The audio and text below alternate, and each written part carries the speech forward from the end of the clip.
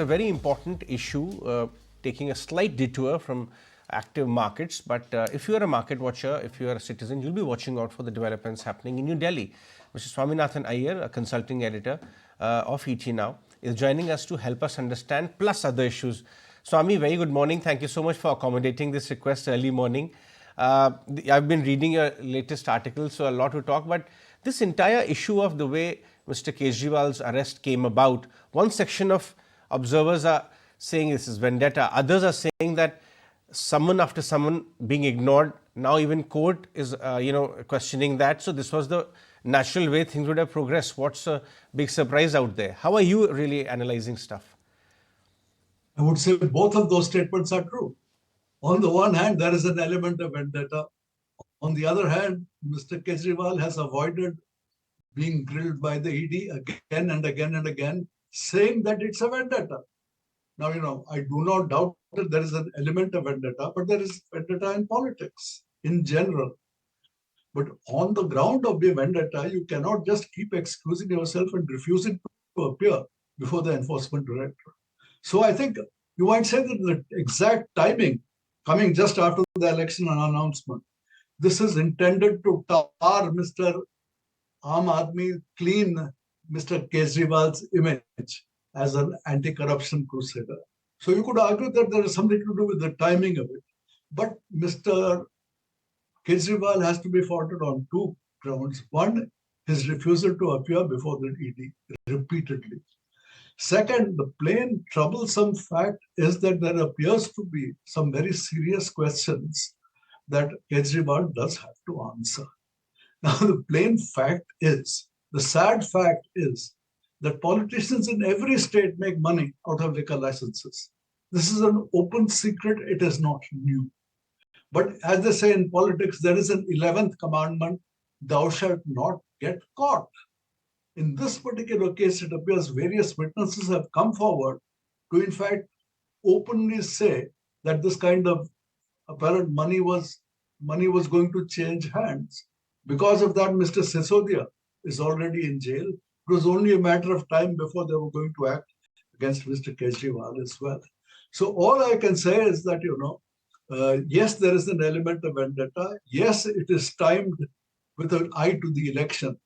On the other hand, we have a situation where politics, unfortunately, has been too dirty in the past.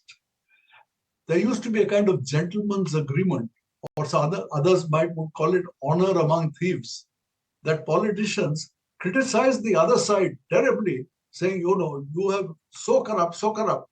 But then when you come to office yourself, you take it easy on prosecuting the other side, saying, you see, we all have so many skeletons on our cupboard that let's not be too aggressive on this particular issue. I would say the change that has taken place is Mr. Modi has been extremely aggressive and has not been afraid of retaliation from the other side. And this really, if you ask me, is a very interesting question. Because let's face it, while the central government controls the enforcement directorate and tax authorities, the state police are controlled by the chief ministers. So if there is vendetta being done by the BJP, what is there to stop the opposition chief ministers from also using their police for vendettas, of arresting all kinds of top BJP politicians? I mean, the truth is that if you look at laws of sedition, unlawful activity causing enmity between the same sedition, you can almost anybody can be arrested for saying anything.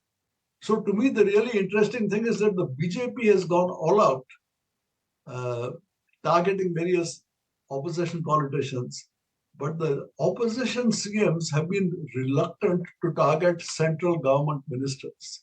And this, to me, is the intriguing question. Why is that so? Is it that the state governments themselves have such dirty hands that they don't want to get into this kind of confrontation? Or perhaps it is just that the central government has various ways of punishing the state government by not releasing funds.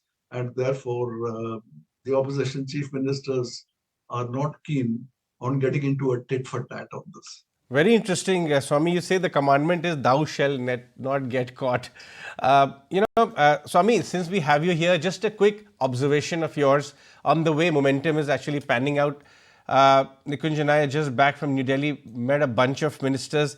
Things, I mean, on ground, how are you observing? Mr. Modi and several platforms have been very confidently, and most of his ministers too, claiming that ab ki baar 400 par and stuff like that. How are things on ground? You are a very keen observer on things on ground. Does it want to indicate that ways? I have not yet done an election tour, and I will do so in the coming weeks. Okay. At this point of time, there is a certain plausibility. I mean, initially I thought that the BJP would come back to power with a reduced majority.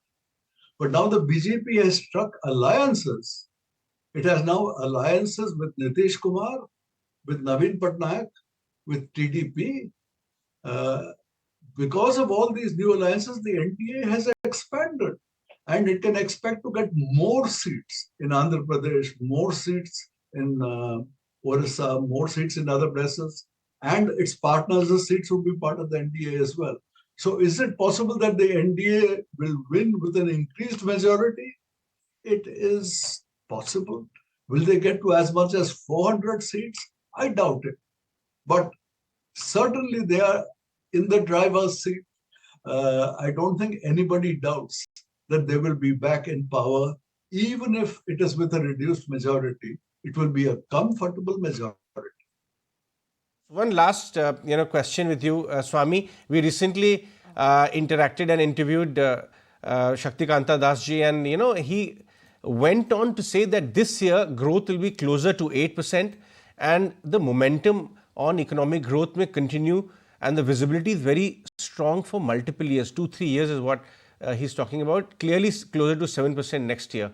What are your observations on the momentum on ground as far as economic growth is concerned, and even the quality of growth?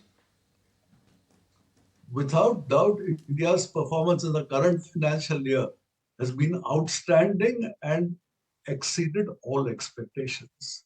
There was a general expectation among some pessimists that, like Shankaracharya, that might be 5.5. Even an optimist like the chief economic advisor said maybe 6.5.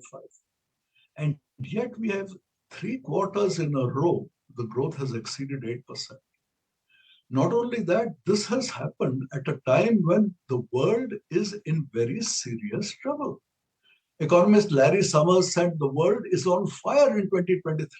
About 70 countries has gone to the IMF for rescues, including our neighbors, Pakistan, Sri Lanka, Bangladesh. They're all there. But India is a rock of stability in the middle of this storm.